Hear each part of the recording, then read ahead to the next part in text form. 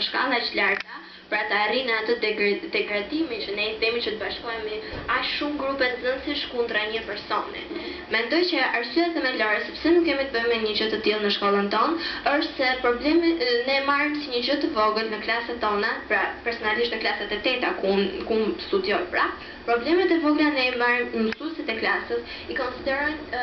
nuk i konsiderojnë si të vogla dhe të pa të parëndësishme për të marrë në konsiderat. Por ato i trajtojnë ato probleme dhe përpiqen gjithmonë që të paraqesin tek ne mesazhin që kjo gjë nuk duhet ndodhë kështu dhe nuk duhet vazhdoj kështu. Prandaj mendoj se edhe në shkollat e tjera nëse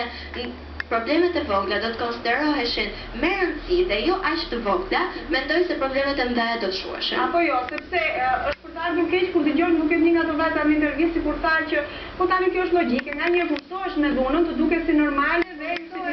justifikon